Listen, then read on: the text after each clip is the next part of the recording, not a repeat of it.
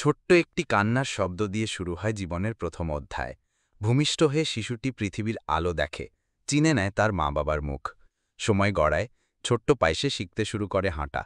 ভাঙা ভাঙা কথায় ডাকে মা, বাবা। তার চোখে তখন বিস্ময়, এই জগৎ তার কাছে এক নতুন খেলাঘর।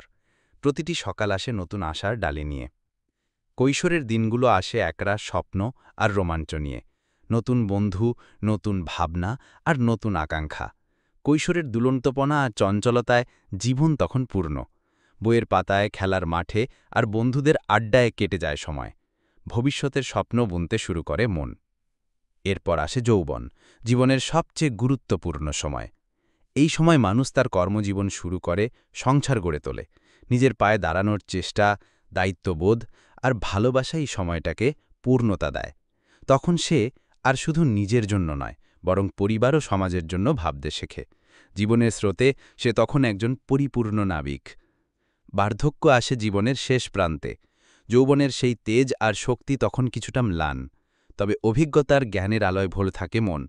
নাতি-নাতনিদের হাসিতে খুঁজে পায় নিজের জীবনের প্রতিচ্ছবি। তারা যেন তার জীবনেরই পরের অধ্যায়।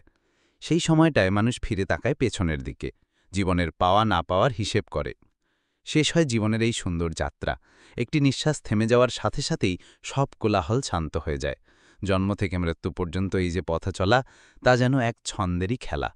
প্রতি মুহূর্তে আমরা আমাদের জীবনের গল্প লিখে যাই। প্রতিটি হাসি, প্রতিটি কান্না, প্রতিটি ভুল, প্রতিটি সাফল্য, সবকিছুই এই গল্পের এক একটি অংশ। আর এভাবেই প্রতিটি জীবনের সমাপ্তি হয়, কিন্তু তার স্মৃতিগুলো রয়ে যায় চিরন্তন।